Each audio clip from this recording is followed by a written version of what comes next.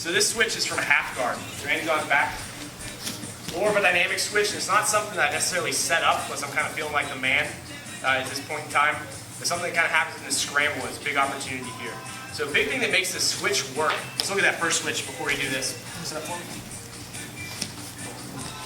So we're going to switch from the Kimura. From here, I'm all the way across Andy's body. I'm looking for this position. Okay? So I'm grabbing here, and his head's over here. Okay? If I can't get my elbow in this position, his head. Let me rephrase that. His head's not all the way across my body like this. It's going to be very difficult to get my elbow where I need it to be. If Andy's head's in the way, I can't really switch here. And maybe I think I'll start switching to this side. His head's on the other side. So it's a big thing to think about as we're looking at this in more three-dimensional positions. So Andy's on the back. You'll know what I mean in just a second. So we're in half guard. And he's got a nice deep half guard. Now from this position, maybe Andy starts putting an underhook in. I swing this over, and I turn into a here. Okay?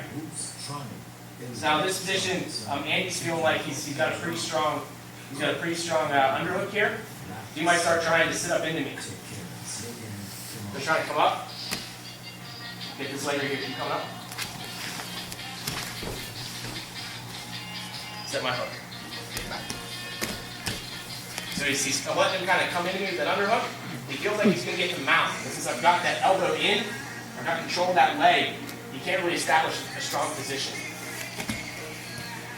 Again, it's more of a scramble move. It's not something I wouldn't get here and be like, oh, I'm going to let Andy get on top and see if I can get that move. Now, I do think about passing here. Sometimes if he just started to kind of blast into me, I feel myself starting to lose it. Elbow, get this grip here. Elbow in the armpit, grip in the thigh. Start going to mount. Come up, get that seat up.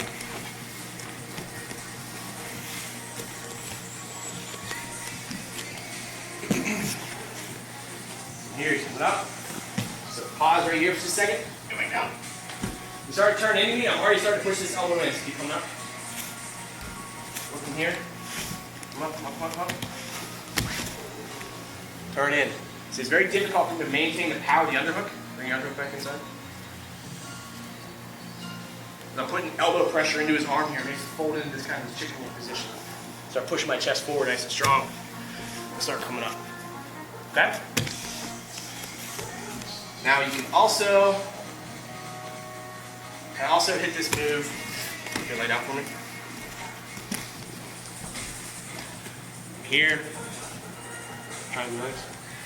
Danny gets his underhook. I switch. So here, he punches this underhook in nice and deep. He starts coming up. Now I switch again. Use that to take my position as well. So I'm countering underhooks with the switch. You guys want to see that one more time? As we're doing our guard pass stuff, if Andy hits this underhook, I'm not trying to pass his half guard here anymore. I'm posting, do a big high step. I'm coming back here, trying to kill the underhook. Now in the scramble though, Andy gets that underhook again, starts coming up, boom, switch. We're taking this back. So do it slow with your partner. Nice and slow. If you guys just blast through, they're not going to learn anything. So nice and slow with your partner. Get that elbow dug in. So I'm going around the shoulder. Almost detail if you're what I'm talking about. So my elbow is here. As Andy's coming up into me, getting this elbow inside. Then I'm fishing for the leg. Okay? Getting the elbow in the shoulder first is the most important thing here. A lot of times if I try and come up, if I start reaching for this leg, he's going to beat me. He's going to beat the position. So I want to get elbow in here, push it down nice and deep, nice and heavy, try to keep your arm bent, then fish for the leg. Okay? You guys look at me like I'm crazy. You can do it, I promise. Hey Nick, wave in the mirror. Wave to the mirror.